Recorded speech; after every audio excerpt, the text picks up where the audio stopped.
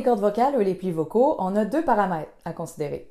Premièrement, la surface de la corde vocale qui est impliquée dans la vibration des cordes vocales, que Joe Estill a appelé la masse épaisse et la masse fine, et la tension que les cordes vocales ont pendant la vibration. Le niveau de tension des cordes vocales a aussi une influence sur le son. Donc, on peut avoir une souplesse, sous-entendu, des cordes vocales, de la rigidité ou du relâchement.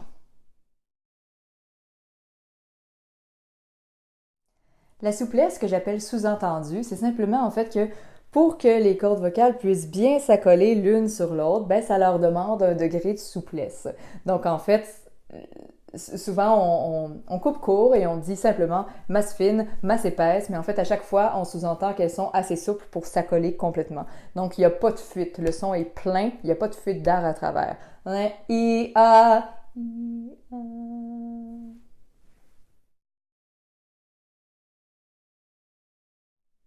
Donc, pour avoir une phase de fermeture bien étanche, que ce soit en masse épaisse ou en masse fine, je veux garder le débit d'air au minimum. Donc, expirer, que ce soit en masse fine ou en masse épaisse, m'aidera toujours. Donc, j'expire. I, A, ou. J'expire encore. I, A, ou. Ce qui peut aider aussi, c'est d'ailleurs le début glottal. Donc, fermer mes cordes vocales avant que l'air passe pour m'assurer qu'elles sont déjà fermées sur toute leur longueur. Donc, si on peut sentir la fermeture des cordes vocales si on fait ça, c'est les cordes vocales qui ferment et qui réouvrent, ferment, réouvrent, ferment, réouvrent. Bien sûr, elles rouvrent quand l'air passe, mais sinon, comme on ne respire pas pendant l'exercice, elles sont complètement fermées. C'est l'équivalent de retenir son souffle. Si je retiens mon souffle, elles sont fermées. Donc, si je dis « je retiens mon souffle », ensuite, je fais le son. A, A, E, ou, A, E, ou. Ça peut nous aider à, justement, avoir une fermeture beaucoup plus complète. Ça nous donne une impression d'un son plus plein, plus franc, plus malléable aussi. On peut jouer plus sur le volume, on peut arriver à un volume très fort en collaboration avec les autres structures impliquées dans la production vocale. On a plus de facilité à moduler justement le timbre. Quand on parle de rigidité des cordes vocales, on parle d'un état où les cordes vocales sont trop rigides pour pouvoir s'accoler complètement durant le cycle de vibration. Donc la portion postérieure reste ouverte. Ce qui fait qu'il y a une partie de l'air qui passe tout droit, qui n'est pas transformée en son. Donc autant dans une masse fine que dans une masse épaisse, il va y avoir de l'air qui sort. Donc si je fais masse fine seule, donc souplesse sous-entendue,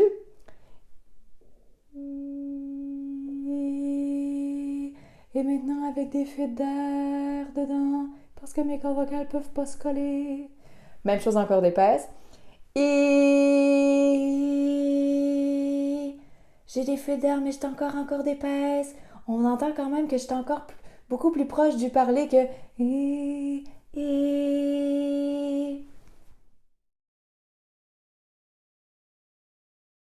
Pour le trouver, j'ai le son H qui m'aide, parce que le H fait déjà passer de l'air dans mes cordes vocales à l'avance. En ha, ha, et. Je peux aussi penser à soupirer, à penser innocence, petits oiseaux, l'état de béatitude. Je peux aussi respirer, inspirer à pleine capacité et ensuite soupirer. Donc,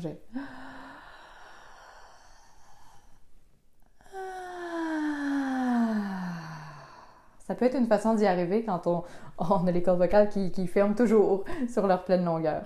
Ce qui est important, c'est de ne pas pousser sur l'air. Donc, je veux laisser l'air passer, ce qui est très différent de pousser sur l'air. Donc, la différence entre puis ça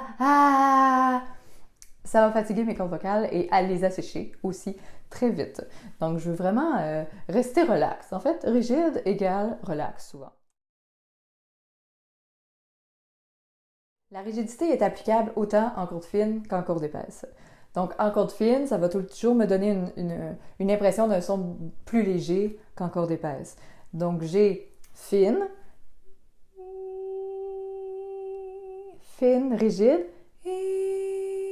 épaisse, épaisse et rigide, bon, la rigidité, souvent, est associée à l'intimité. Souvent, quand une chanson plus intime, avec beaucoup de proximité, où on a l'impression que la personne nous parle vraiment, mais dans une ambiance très intimiste, il va y avoir de la rigidité un peu dans la voix. On en entend beaucoup, parce que la rigidité, c'est un continuum. Dès que mes cordes vocales sont pas fermées complètement, ben on considère déjà que c'est des cordes rigides. Donc, rigide à 1 sur 10, 5 sur 10, 10 sur 10, 100%. Voilà, ça peut nous aider à changer les textures aussi, à jouer avec ça. On l'entend avec la cassure dont je parlais tantôt, on l'entend avec le yodel, entre autres. Yodelé! Donc, il y a déjà de la rigidité dans la portion haute. La masse relâchée se produit quand les cordes vocales sont tellement relâchées qu'elles ne peuvent pas produire une vibration régulière. C'est un peu le chaos à l'intérieur.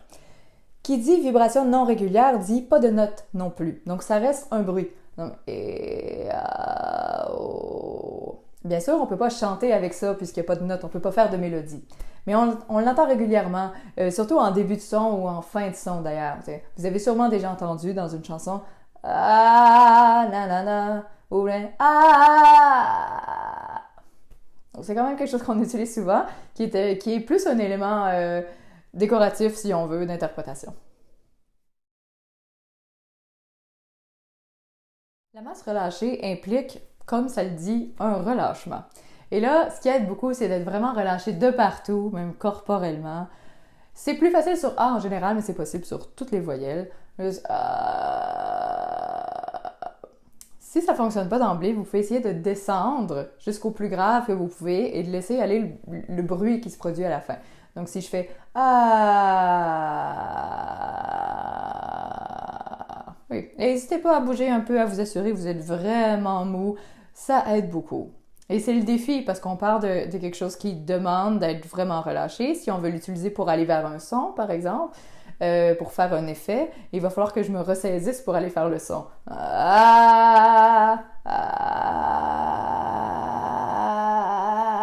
Si je ne change pas mon niveau tonique de mon corps, ça va être beaucoup plus difficile de faire le changement efficacement en visant exactement la note où je veux me rendre.